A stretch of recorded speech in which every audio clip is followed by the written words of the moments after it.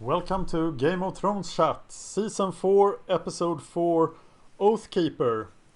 I am the fan of history, and with me and in front of your face is... Power T.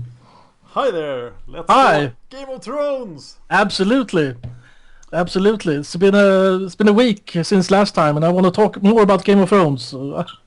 Yeah. It's like I never grow tired of it. How about you? I agree, and soon we'll have to start working on the old episodes as well. Yes, absolutely. We just have to figure out what format we want to do that in. If we want to do a more of a omniscient version, or more like seeing it for the first time, or how we want to do that. So, Yeah. if people have comments on that, feel free to do that in the commentary field after this video. And if you can find us someone who is in Stockholm and hasn't seen the series, we can kidnap that person for every episode. Exactly, and make them watch those episodes. Yeah. Yeah. And see how they react. Alright, Oathkeeper. Oathkeeper, yeah. So it starts with Grey Worm taking language classes from Missandei. I guess he's learning the Westeros tongue. Doesn't Seems like- Grey Worm look like a pussy? He looks very small and weak. Yes, but he's supposed to do that. He's not supposed to be like a big muscly man, because he was cut at an early age. Alright. And the absence of all that testosterone that he would have gotten in the puberty and so on means that his muscle development will be more like a woman's muscle development than a man's muscle development, basically. How old is he? I don't remember exactly how old he is. He seems very young, and he was probably, I mean, he's supposed to be young because he was one of the Unsullied that was for sale. Yeah. So he had not yet been sold to some other place.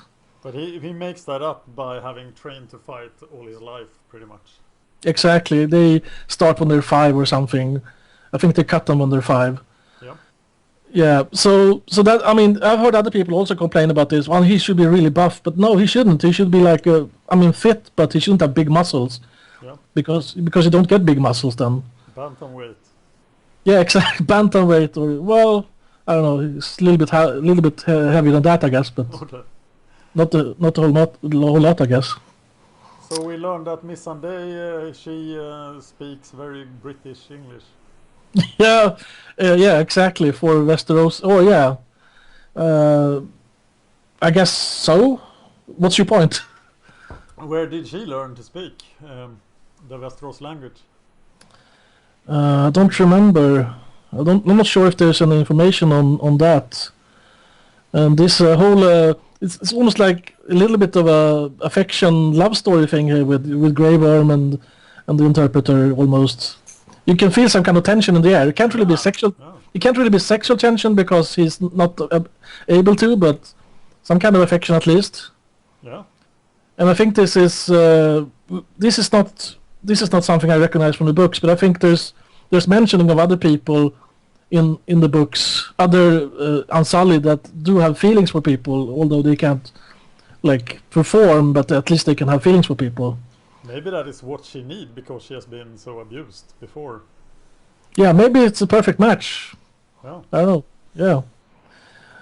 And then we move on and we see how Grey Worm and attachment of Unsullied and some other people they go in through the sewers into Marine to infiltrate, and then they talk a little bit to the slaves, and the slaves like, oh, give us some weapons and we'll fight, basically, or that's what happens anyway. And then How did they find those sewers? well, in the books, one of the characters had been a pit fighter in Marine before, so he knew all about the city, and so he led them in through the sewers. Yeah. I don't know how they know it in the TV series, but in the TV series it seemed very simple. They go in, they talk a little bit, and then they kill like one slave owner, and then the city is theirs. Yeah, it felt very short. Yeah, it's much more complicated in the books. They have to lay siege, and there's no wood anywhere. So they can't find wood for siege rams. So they have like one ship left that they have to deconstruct and use the masts as rams, and then when they wade in through that sewage, it's like goes up to the chests and it stinks horrible and people are like vomiting and so on. And Yeah.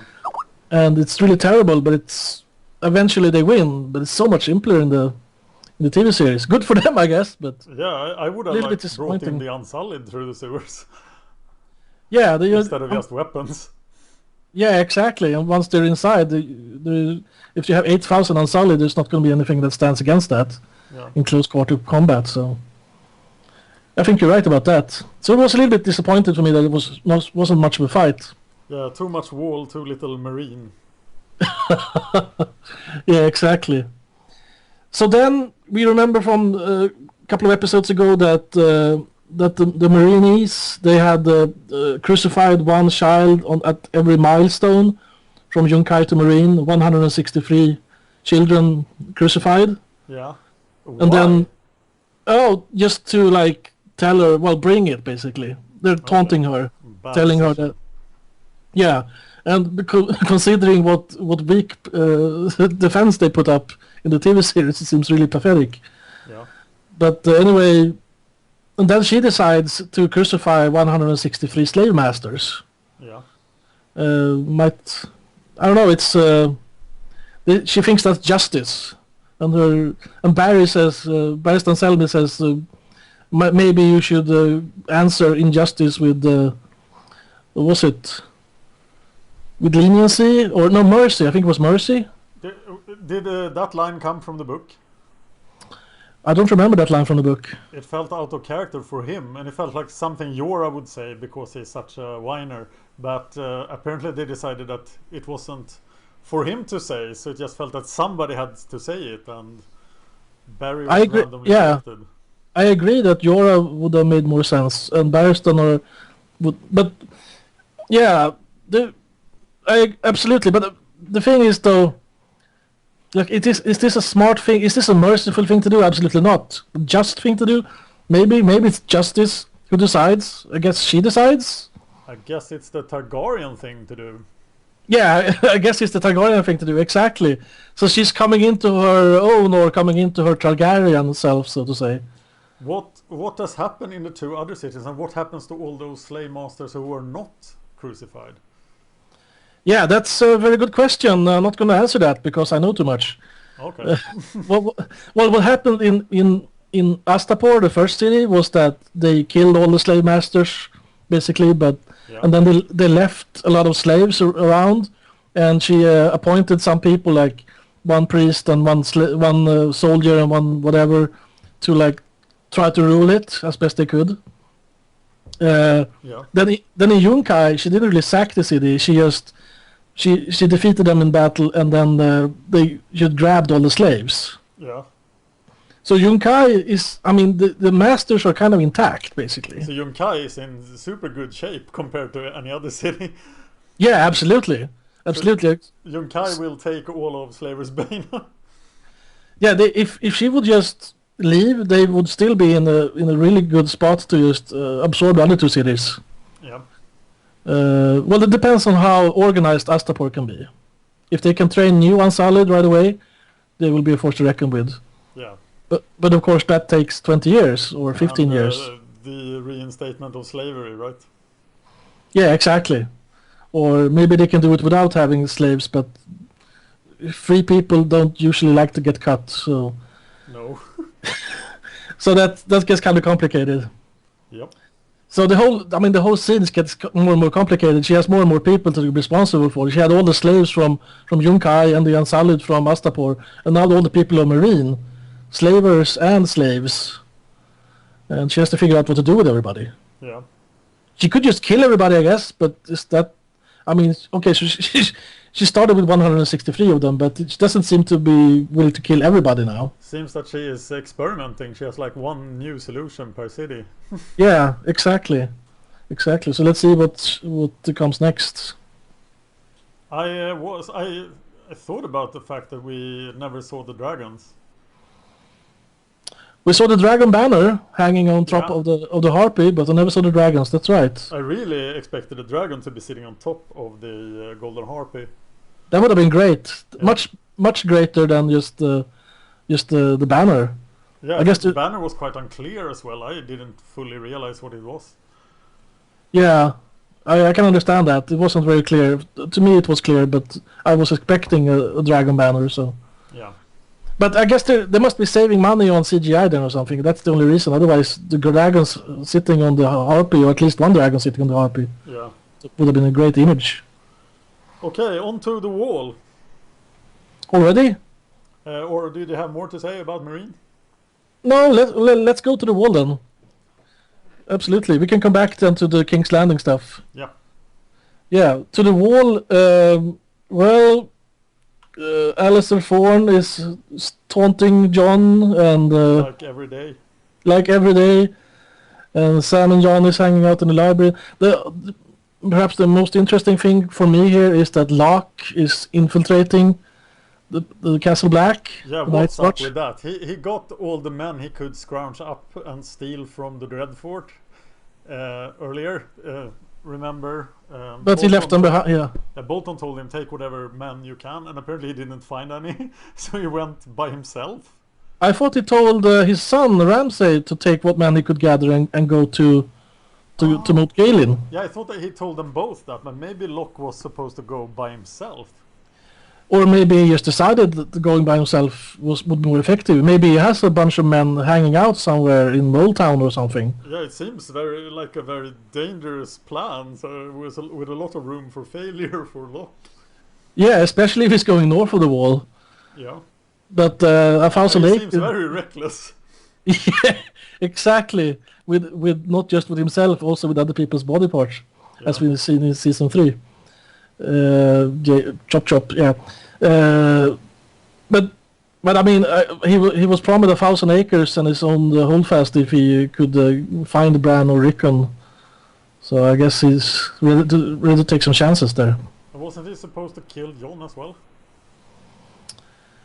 I think I don't remember. Was that what they said? Jon must be quite dangerous. Anyway, he's the Yeah. heir to the Starks as well.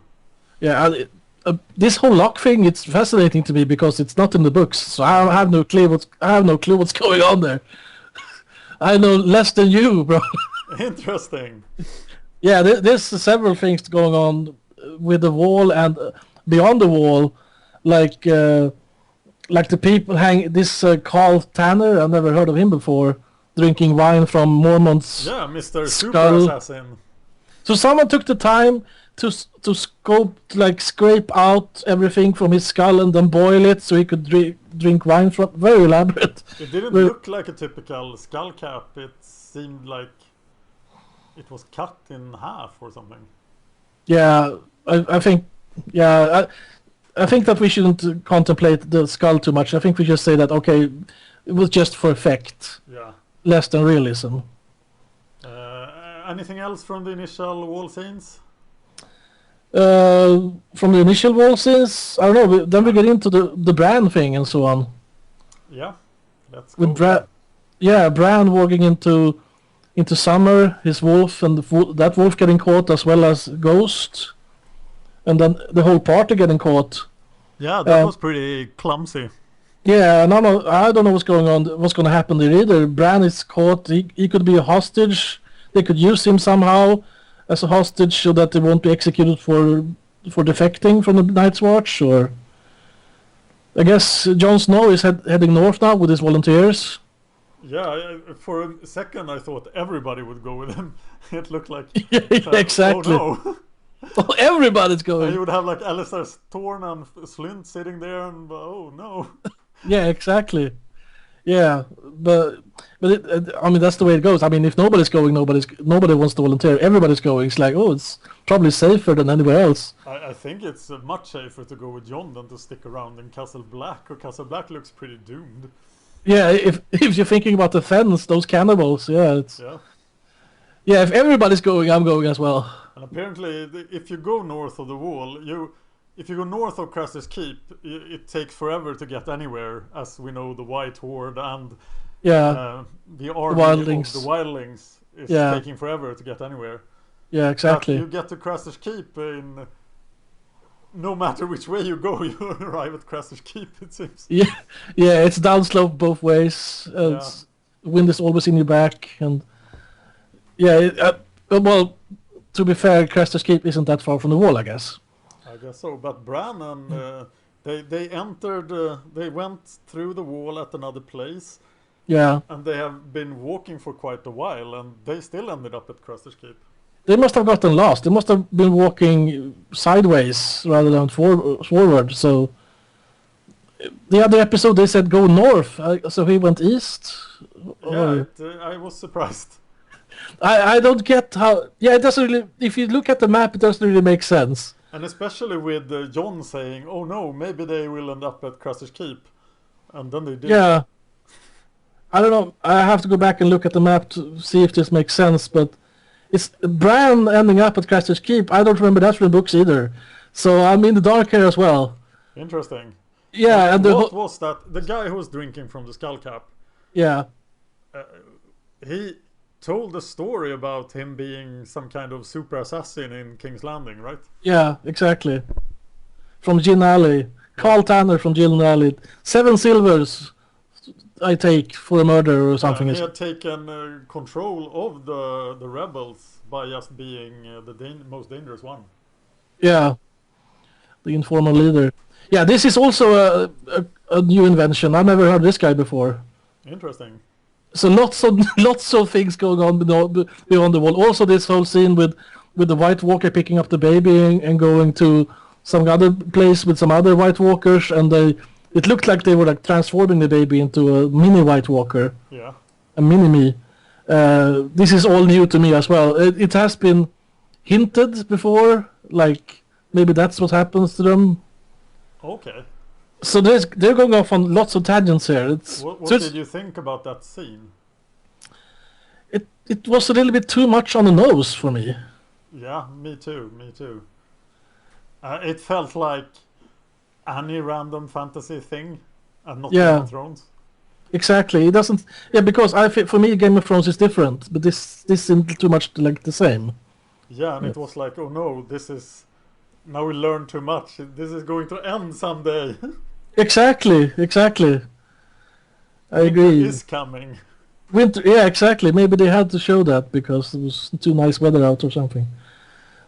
But yeah, so a little bit awkward for me. Some of the stuff, the new stuff, I'm fine with, and I guess this is where we really see that this season is just half a book. Yeah. So they have lots of room to add stuff if they want to add stuff. But cut stuff from Marine. Yeah, and they cut, but then they cut stuff from Marine and they cut stuff from King's Landing. So I guess they know what they're doing because this show is just getting more and more viewers. But yeah, hard to argue with that. My wife was complaining that The Wall is the most boring storyline. It must. Well. Yeah, too much Wall. Too much Wall. Yeah. Well, I like The Wall, and I like Jon Snow, and I like how he's developing from this young kid that does nothing to a young man who's like becoming a leader. That's true. Yeah, it seems pretty likely that he would win a vote for Lord Commander already. Yeah, I mean, he looks the part, and he would make sense. In the books, he's like 15, 16 years old or something. Yeah. But in the TV series, he's more like 20, and he looks 25 or at least early 20s. Yeah. And the actor is 27 or something. So it's this whole being too young thing isn't really an issue in the TV series. Yeah. Whereas in the books, it's like, well, he's 16. Nobody would vote for him, would they? Well, we'll see. Yeah. We'll see who they vote for. And I guess we have King's Landing then left to talk about. Yes. And Tyrion again. This time he actually gets to talk with Jaime. Jaime has been like avoiding him, not knowing if he dares to ask the question if he killed Joffrey or not. Great scene. Yeah, great scene. Well, yeah, it was a great scene. Tyrion is producing lots of good scenes, so this was a great scene. Yeah. Absolutely, and they like, are you really asking me if I would stab you in the back? Well, are you really asking me if I would kill your son? Yeah. Okay. Strong. So Oh, so it's like, oh, brothers back together again. Yes. And I think Cersei is not doing her part for the siblings. no, no, she's not. She's trying to trying to separate the two brothers there, make them hate each other, or at least make Jaime kill Tyrion. Basically, that's what she wants to do. Yeah. But I think she's a little bit confused. She doesn't know really what's going on. I mean, if, does she really think? She probably thinks though that Tyrion did it, but we know better, don't we? Especially after that the conversation that Littlefinger had with Sansa on the ship. I was a bit disappointed that they revealed so much about the murder. Mm-hmm. Oh, you wanted to draw it out a little bit more and Yes. enjoy that hard candy a little bit more. I can understand that. I Especially still can't tell how it was done though. okay. Do you want me to get into that? Or- Will it be better explained, or did I just miss it? I think you have the pieces now to put it together. Okay, You have- let's do it. Well, because you have Littlefinger. I mean, Littlefinger is such a character, such a card. It's like talking to Sansa and I really like that scene because on the ship there where Sansa is like, well, let's see here, you're devious enough to do it, but you weren't there yourself, but I'm sure you had some hand in it, but you wouldn't trust Dantos because he's just a drunk. And like, well, how about your husband? No, he wouldn't do it, but someone else must have been in with it. And he says like that. He says, I don't want friends like me. I want friends that are predictable, and my new friends are predictable and reliable, unlike Joffrey then, who was unreliable and unpredictable. Very much so. So who are his new friends then? The Tyrells? Or Exact- Olenna? Exactly, the Tyrells are his new friends, because he thinks that they are predictable. Is that any other Tyrell but Olenna? Is anyone in on it? Well, she told Maggie in the next scene Yeah. that she was the one who did it. She's like, you didn't think I was going to let you marry Joffrey, did you? And this goes back to, this was something I looked several times at. I missed it the first couple of times, but I knew exactly what to look for, so I looked for it and then I saw it in episode 2 at 36 minutes and 15 seconds. Olenna, the Queen of Thorns, she goes over to Sansa.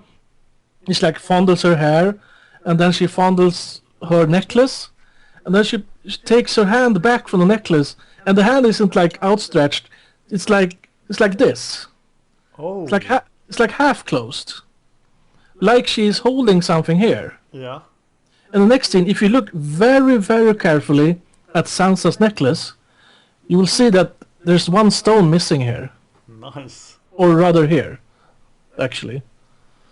And then in episode 3, Littlefinger says that he was the one making that necklace. Yeah. And so what's the purpose of this whole necklace? Well, apparently somehow they have put poison inside the necklace. This is very elaborate. Yeah. This is what it looks like anyway. That they put poison inside the necklace, and then Olenna grabs that one of those one of those little vials. Then basically, Yes. and and then as the king is cutting up the pigeon pie, she slips that into the cup because the cup was standing next to her at that point. Yeah. Well, she doesn't do that on camera, right? No, she doesn't do that on camera. Yeah. But she did have her hand like this on camera as she was pulling her hand back from Sansa. All right. So those are the clues, plus the fact that she owns up to it with Maggie. What Also. a dangerous woman. Absolutely. I was talking about sleight of hand the other episode, and here we have some serious sleight of hand. So that's what we're given anyway. But she's pretty much making decisions for the whole house then, but she has been doing that for many years. Yeah, exactly. Yeah, you can't trust Mace. He's slightly smarter than Hodor, it seems. Yeah. It seems like so. So that it's very. But in a way, it's like when the Queen of Thorns gives it up. I also like, oh, just 2 episodes or like 1 episode and a half, and now we have this already. Someone is already confessing to this. Yes. Compare this to the murder of John Arryn and the assassination attempt of Bran Stark. Nobody has owned up to those yet, so yeah. But maybe we can't have too many loose threads. Let's fix this one at least. Yes. And Margaery seems to be continuing the family tradition and obeying Olenna. Yeah, she wasn't very shocked. She was like, "Oh, you did? Oh, okay. Well, let's work on Tommen then." Yeah, and she then did that quite well. Yeah, sneaking in some secret passage, it looked like. Or was it just... Or did you think... I couldn't really see, it was dark. Do you think that she snuck in through a secret passage? Or just bribed the guards? She could have known about the secret passage because of Joffrey. Mm-hmm. Because he showed her the secret passage? Yeah. Oh, okay. As it was Joffrey's room, right? I'm not sure. The same room where he had shown her how to shoot the crossbow at. Oh, okay, so he's staying in Tommen's room now, okay. Tommen is staying in Joffrey's room. Mm-hmm. Yeah. Okay, I'm not sure if it was dark. Saw the boar head with an arrow through it. Oh, okay, then he's staying at Joffrey. Okay, so then there's a logical explanation that he... I was drawing another conclusion actually, but because if she knows the secret passageways in the castle, it's like, well, who's the master of the secret passageways in the castle? Then she... Was that? Who is? Do you want me to tell you? No, I'm just saying... Don't do it. because then that would mean that person is aligned with her then. Oh. But we'll see if we'll get to know who knows about secret passageways. My first reaction was that the person in the Kingsguard let her through. Mm-hmm. But she's like, well, this is our secret. Yeah. Well, I guess the Kingsguard can... Who was the Kingsguard on duty? Jamie said who it was. Was Boros Blount, I think. Okay. Sir Boros. Yeah. Which is one of the less competent guys, I think. Yeah. Well, depends on what you want with competency. If you want a guy that will hold your woman down as you're raping them, then he's very competent. All right. Or if you want a Kingsguard that will beat up your fiancé, like Joffrey had Meryn and Boros do, then he's competent, but not very honorable, like Barristan or something. All right. So now we know why this episode was called Oathkeeper. Yes. The mission that Jamie is giving to Brienne seems extremely hard. Yes, needle in a haystack comes to mind. Yeah, go out in this land and try to find something. Yeah, exactly. 0 clues. Exactly, 0 clues, and that, like, did he also give her some clues, or did he just send her off like, go find your own clues? We don't see him give her any clues. And he doesn't know anything, does he? We haven't. Yeah, exactly. We have no more information that. We have no information about him having information as well. Anyway, so I mean, if he knew, he would have gone there himself probably. Yeah, if he so knew Cersei's that. instruction is to go kill Sansa, and what he does is to randomly send Brienne and Podrick to find her. Yeah, exactly. It doesn't sound like somebody who knows where she is. Maybe it's just a ruse to get Brienne to protect Podrick and escape from King's Landing herself, as she might be in danger in King's Landing too. Well, that's possible. It looked to me, I think that, I mean, it also looked to me that he was trying to ease his conscience because he did have an oath to keep. Yeah. It's like, well, I can't do this myself, but at least I'm making somebody else do it for me, so I'm slightly keeping my oath. Maybe something like that. Brienne doesn't strike me as the sort of private eye or the master investigator. No, absolutely not. She will be noticed everywhere. Yeah, a woman that size, with that ornament, with the Valyrian steel sword. With the Valyrian steel sword, nobody will be able to forget her. No. So the Valyrian steel sword is really a blessing in disguise. I mean, okay, she will be able to fight slightly better, but as an investigator, it will just be bad. But maybe she in herself is so conspicuous that it wouldn't matter either way. Yeah. I don't know. In the book, she keeps that sword hidden because it's too much, really. Yeah, it seems like too much. Yeah, but then again, if you have a Valyrian steel sword, you want to use it, right? Yeah. Yeah. What happened to Widowmaker? We don't know that yet. We don't know that yet. Widow's Wail. Widow's You Wail. mean? Yeah. Yeah. Yeah, we don't know. Maybe Tommen gets it. Yeah. Go Tommen. Or maybe go Tommen, or maybe he's so different from his brother. I happen to see the title of the next episode, so I guess Tommen might get it then. Oh, okay. Let's not spoil that for people here. Okay. But we talked about money before, and I looked up money again, and I've seen the money in Westeros. This guy Carl Tanner, he said that he got 7 silvers for every murder, Yes. and we're like, so silvers. How much is 7 silvers? Is it like $7 or $7,000?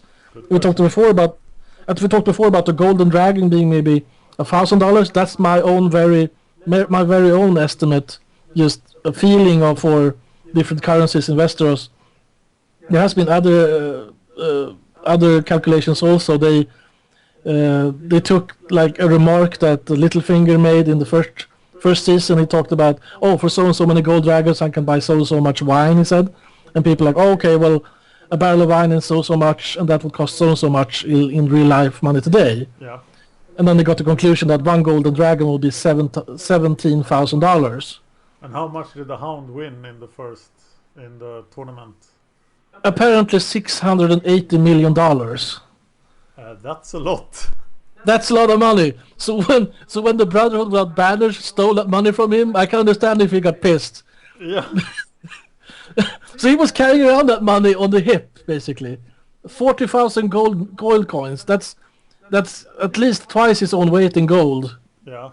If you actually do the calculation, but he was carrying that on his hip, so it doesn't add up. Something is strange. Yeah, something is strange, and what they have is that they have the smallest coin is the penny, or actually the half penny, but a copper penny. There's like 8 copper pennies to a copper star, and then 7 copper stars to silver stag, and silver stags to a silver moon, and then 30 silver moons to a dragon. So there's 11,760 copper pennies to a silver dragon. Oh. And I think that's just too much, because a penny should be more, much more than a penny in today's life. Yeah. You should be able to buy like maybe an apple or something for a penny. You can't buy an apple for a penny today. So I think that you should like the $1,000 that I said before feels more accurate. So that's like a factor 17. If you cut out the silver moons, you have the 30 silver moons to 1 gold dragon. Yeah. That's a factor 30, and I can't remember hearing about silver moons in the books either. So if you cut that out completely, Okay. you get like, okay, so this is 7 silver stags to a gold dragon. Okay, now you're talking. So then a gold dragon will be like $500 or something. And we know that the total debt of the crown to the Iron Bank of Bravos is 3 million gold dragons. Yeah, exactly, 3 million gold dragons. So depending then how much, it could be like a 7 million times 1,000. No, 3 million. So it could be 3 billion or 1.5 billion or 50 billions, or depending on which one of these you want to believe. Yeah. But I think that there's also some examples of in King's Landing during the siege that a side of beef or 6 piglets was 1 golden dragon, and even in siege I can't see anybody paying $17,000 for a side of beef, but $1,000. I guess if people get hungry enough to pay anything for a side of beef. Probably. So inflation might be rampant during a siege. Yeah, eventually people will pay anything for it. So yeah. So then, so I think that George R. R. Martin might not have really worked out all the currencies before he started writing. He is probably But not. Economy is not his strongest side. No, but he does. I mean, he does take an interest into it, and he really likes to take up details that nobody else has thought about.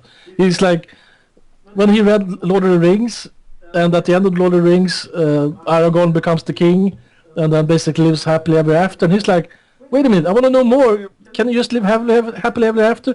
I want to know what was his tax policies. Like, what did he do if two noblemen's like, oh, this is my land, or this is my land, and like, how did you feel about crop rotation? And there's, I mean, there is logistics and stuff in these books and in the TV series. They talk about, well, you have to have food, and how like the Riverlands are savaged by war, and then they have to bring in more food from the rich than usual, and so on. And yeah, that's very true, and that's one of the things that brings a sense of reality to Game of Thrones. Exactly, I think that's very good point. Yeah, for me as a logistics nerd, it's important, but it really makes it real. Absolutely. I think that was turned me off with the White Walker scene, because magic has been gradually creeping into the series so slowly, and then this was so blatant. It was like, Yeah, exactly. I really liked. I mean, in the beginning, in the first book, especially, it's like they talked about White Walkers, about magic and stuff, but it seemed like it wasn't real. Yeah. It was just stories. Yeah, that has been a major theme of the whole series, right? That magic is sneaking into the world, like, and people get to learn about magic as we get to learn about it. Yeah, that's really cool. It's so much cooler than just people randomly throwing fireballs everywhere, and magicians are more like just another howitzer than anything else, and totally ruining warfare. Yes. Which, of course, Danish dragons are threatening to do if they get any bigger. We just fly over everywhere and just burn everybody. Yep. So then you can have those Unsullied, they train for 15 years, and they're like, well, we don't really matter anymore. Oh. How sad. So what did you think of the episode? I think it was a good episode. Yeah, it was a good, not the best episode, like the Pink Wedding episode, but a good episode. How about you? Yeah, it's episode 4, so you can't have too much happening. But I'm a bit disappointed at the Marine, but we have been beating that to death. So. Yeah, exactly. And I would like to. Did we already ask the viewers about Danny's choice? No, we don't. No, let's do it. We need your opinions, viewers. Yeah, we want this to go both ways. We want you to tell us also about stuff like, what you want us to talk more about a certain subject, or less Wall, or more King's Landing, or something. But also we have a viewer question for you, and that's like, when Danny then decides to crucify 163 slavers as a revenge or justice, or what you call it, for those 163 crucified children, do you feel that this was justice? Do you think she did the right thing? Or do you think that she should have been merciful and spare those people? Mercy or justice in the commentators field, please. Yeah. So, next Tuesday then? Yes, next Tuesday. Nothing else today? Not really. Alright, it'll be interesting to see how this continues. Yeah, absolutely. I'll be glued to the TV. Yeah. Alright, see you next time. Okay.